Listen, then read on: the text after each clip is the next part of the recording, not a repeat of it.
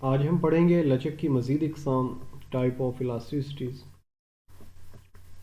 First type है तलब की आमदनी लचक, इनकम इलास्टिसिटी ऑफ डिमांड। जब किसी शय की तलब में निस्बती तब्दीली सारिफ की आमदनी में निस्बती तब्दीली की वजह से हो, इसे तलब आमदनी लचक कहते हैं। प्रीवियस लेक्चर में हमने तलब की कीमत लचक पढ़ा। उधर कीमत में निस्बती तब्दीली की वजह से तलब में निस्बती तब्दीली वाक़या होती थी, तो उसे तलब की कीमत लचक का नाम दिया जाता था। आज तलब में निस्बती तब्दीली सारिफ की आमदनी में निस्बती तब्दीली की वजह से वाक़या हो रही है, तो इसे तलब आमदनी लचक का नाम दिया जा रहा है। The proportionate change in quantity demand due to proportionate change in consumer income, it's called income elasticity. तलब की आमदनी लचक, इनकम इलास्टिसिटी का formula E for elasticity, Y for income, delta Q तलब में तब्दीली, क्वांटिटी में चेंज, ओवर डेल्टा Y आमदनी में तब्दीली या इनकम में change, multiply Y over Q, Y for initial income इब्तदाई आमदनी divided by Q initial quantity या इब्तदाई तलब। या तलब की आमदनी लचक, इनकम इलास्टिसिटी को हम ऐसे भी लिख सकते हैं EY is equal to percentage change in quantity और परसेंटेज चेंज इन इनकम।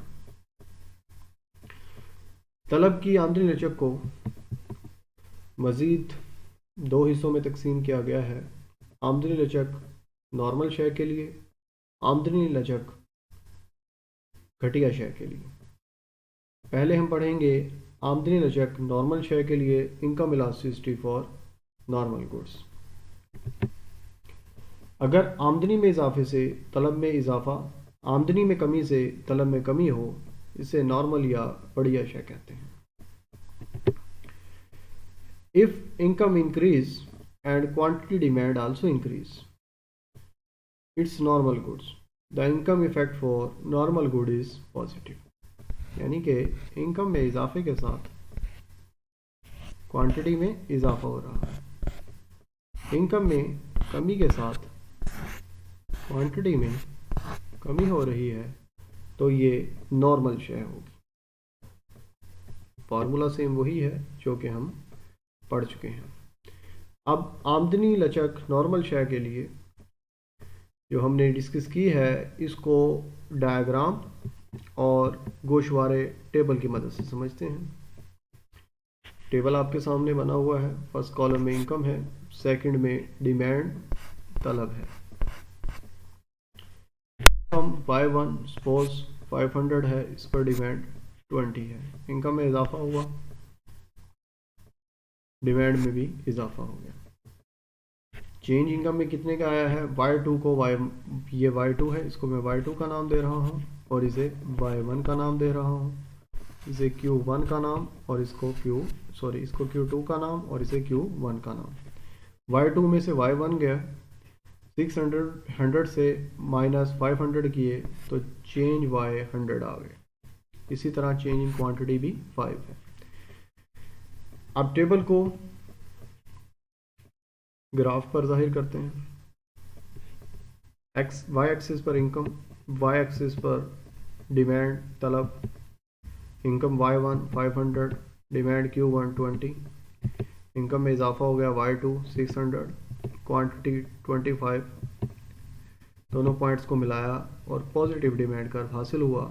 इसका मतलब ये है कि जो क्वांटिटी और इनकम में पॉजिटिव ताल्लुक पाया जाता है, तो ये कर्व नॉर्मल शय के लिए है, नॉर्मल गुड्स के लिए है। अब हम इसे बजरिया फार्मूला हल करेंगे। EY is equal to delta Q over delta Y over Q। Delta Q कितना है हमारे पास? 5। डेल्टा Y कितना है? 100। 5 over 100 multiply Y initial income कितनी है? 500 और क्वांटिटी कितनी है? 20। 500 डिवाइडेड बाय 20। इसको जब हमने सॉल्व किया तो हमारे पास जो आंसर आया है वो प्लस 1.25 प्लस नॉर्मल गुड्स को शो कर रहा है। 1.25 ग्रेटर देन 1 है, तो इसका मतलब ये है कि जो ये कमोडिटी है जिसका हमने ये टेबल बनाया है वो लग्जरी में शामिल होगा।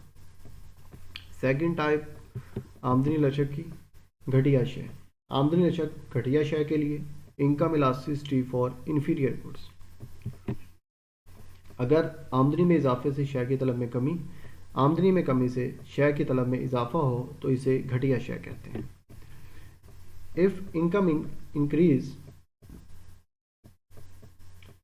if consumer income increase, demand for commodity decrease, and income decrease, demand for commodity increase। इधर हम increase लिखेंगे। Its inferior goods, income effect is negative for inferior goods। Formula same वही है जो कि हम प्रीवियस स्लाइड में देख चुके हैं। अगर इनकम इंक्रीज हो रही है और क्वांटिटी डिक्लाइन कर रही है और इनकम डिक्लाइन होने की वजह से क्वांटिटी में क्या हो रहा है, इजाफा हो रहा है, तो इसे हम इन्फीरियर गुड्स या घटिया शय कहेंगे। घटिया शय को टेबल और डायग्राम में जाहिर करते हैं। टेबल बना हुआ है आपके सामने। फर्स्ट कॉलम में इनकम, सेकंड में डिमांड। आपकी Y1 इनकम है 100, क्वांटिटी 1 है 10, इनकम में कमी हुई Y2 हो गई, तो क्वांटिटी में भी कमी होनी चाहिए थी बट क्वांटिटी में क्या हो गया, इजाफा हो गया। तो इसका मतलब ये है कि ये जो टेबल है ये इन्फीरियर गुड्स का है। इनकम में कमी से डिमांड में इजाफा हो रहा है।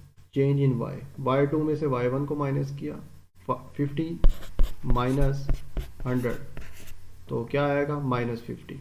इसी तरह Q2 में से Q1 को माइनस किया तो 10, चेंज इन Q हमारे पास 10 है और चेंज इन Y -50 है। टेबल को शो करते हैं डायग्राम में। Y axis income, X axis demand. Y2 income है हमारी 100,